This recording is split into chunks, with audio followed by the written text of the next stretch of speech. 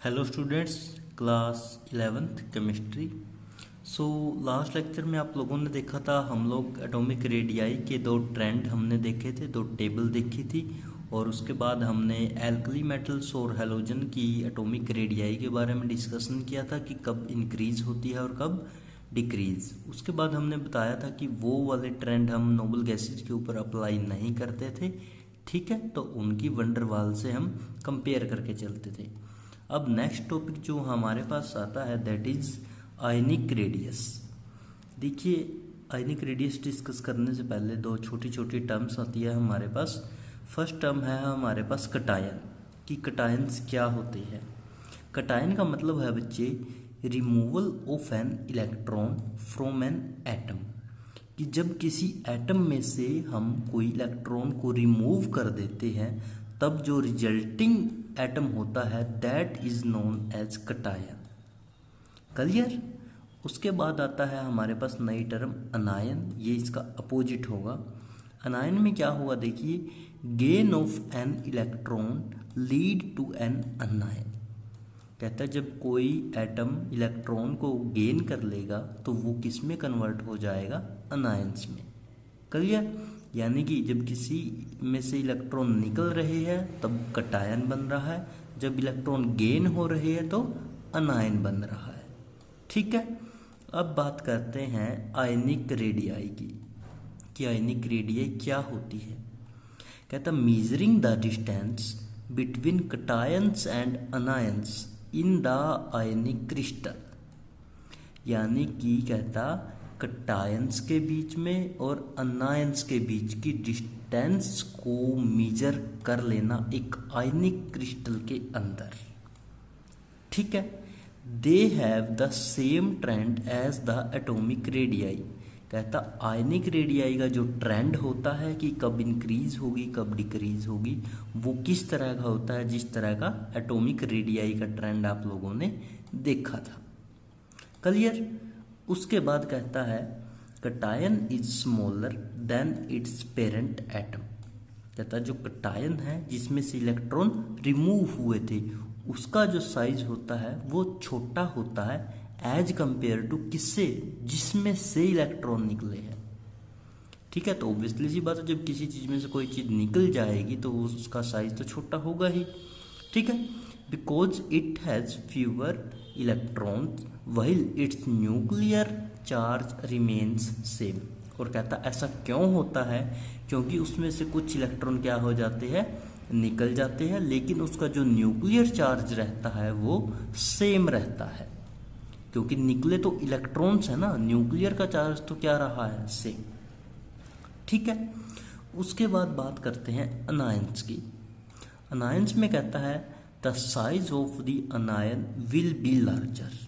कहता है जो अनायन का साइज है वो क्या हो जाएगा, बढ़ जाएगा।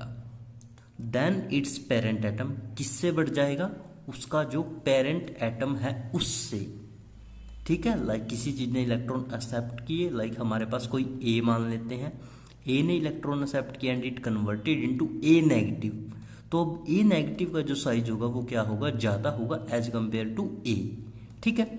क्यों होगा, बिकॉज एडिशन ऑफ वन और more electron would result in increase the repulsion among the electron and decrease in the effective nuclear charge। कहता अनायन का जो साइज है वो बढ़ जाएगा। क्यों बढ़ जाएगा, क्योंकि वहां पे क्या हो जाएगी, एडिशन हो जाएगी, किस चीज की, या तो एक इलेक्ट्रॉन की या एक से ज्यादा इलेक्ट्रॉन की, ठीक है। और उसकी वजह से क्या होगा, उसकी वजह से जो रिपल्सन है वो इंक्रीज हो जाएगी। देखिए यहाँ पे लिखा है कि increase repulsion among the electrons, electrons के बीच में जो रिपल्सन है वो बढ़ जाएगी, इलेक्ट्रॉन्स ज़्यादा हो जाएंगे तो आपस में उनकी रिपल्सन बढ़ेगी, ठीक है। And decrease the effective nuclear charge, वो जो इफेक्टिव न्यूक्लियर चार्ज है वो क्या हो जाएगा, कम हो जाएगा, ठीक है। यानी कि इन दोनों में अपोजिट है। यहाँ पे साइज घटा था उसके पेरेंट एटम से, क्यों घटा था, क्योंकि न्यूक्लियर चार्ज सेम रहा था लेकिन इलेक्ट्रॉन कम हो गए थे। जबकि अनायन के केस में क्या हुआ, साइज उसका बढ़ गया उसके पेरेंट एटम से, क्योंकि इलेक्ट्रॉन की एडिशन हो गई, और उसकी वजह से क्या हुआ, इलेक्ट्रॉन की रिपल्शन हो गई, और उसकी वजह से क्या हुआ, इफेक्टिव न्यूक्लियर चार्ज जो ओवरऑल था वो डिक्रीज हो गया। ये थी कटायन, अनायन और आयनिक रेडियाइज की इंफॉर्मेशन। एग्जाम्पल लेते हैं तब आप लोगों को ज़्यादा क्लियर होगा।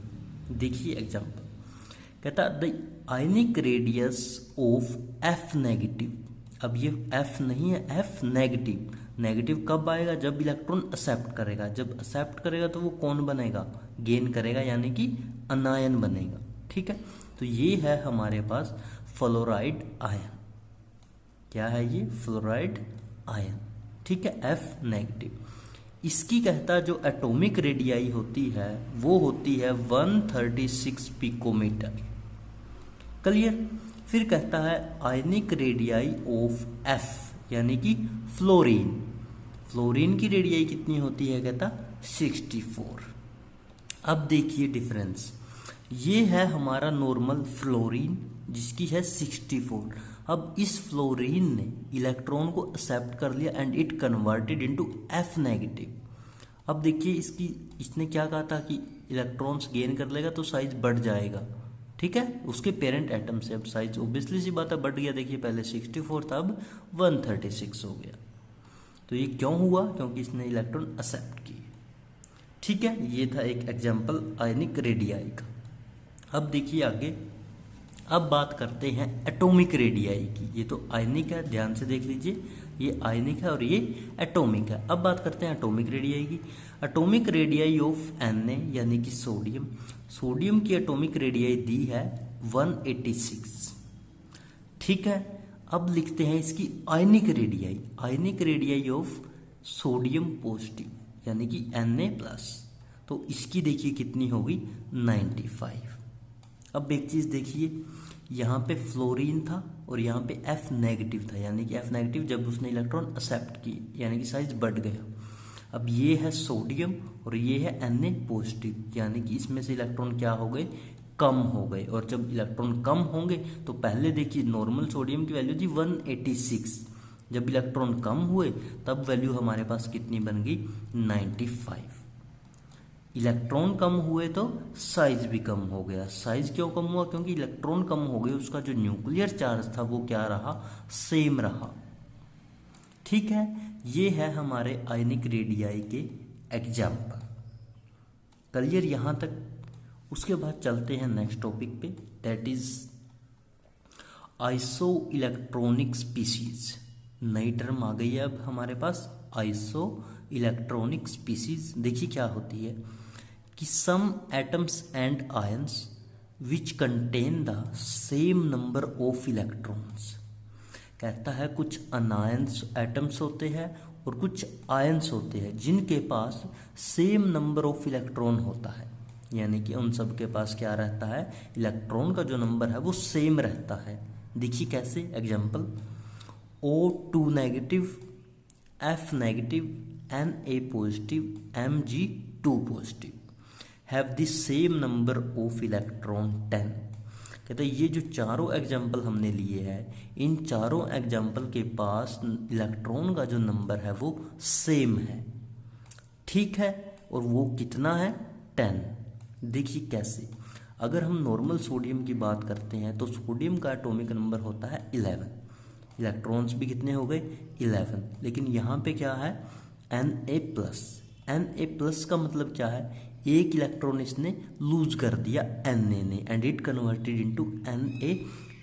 पहले 11 इलेक्ट्रॉन थे, एक लूज कर दिया तो बच गए 10, तो हमने यहाँ पे भी कितना लिखा है, 10। ठीक है, ऐसे ही मैग्नीशियम का एग्जांपल देखिए, Mg किस में कन्वर्ट हुआ, Mg2+। 2+ का मतलब 2 इलेक्ट्रॉन इसने लूज कर दिए। Mg का नंबर होता है 12, 12 में से 2 गए बच गए 10। यहाँ पे भी देखिए कितना लिखा है हमने, 10। ऐसे ही आप लोग फ्लोरीन का देख सकते हो, ऑक्सीजन का देख सकते हो, बहुत सारे एग्जाम्पल आप लोग अपने अकॉर्डिंग कर सकते हो। ठीक है, यानी कि अब आइसो इलेक्ट्रॉनिक स्पीसीज के बारे में पता चल गया कि वो स्पीसीज जो हमें क्या बताती है कि जिनके पास आयंस हो या फिर एटम्स हो, अगर उनके पास सेम नंबर ऑफ इलेक्ट्रॉन्स है, that species is known as isoelectronic species. Example O2 negative, F negative, Na positive, Mg2 positive. All are the example of the isoelectronic species which are contain the 10 electrons and the equal number of electrons.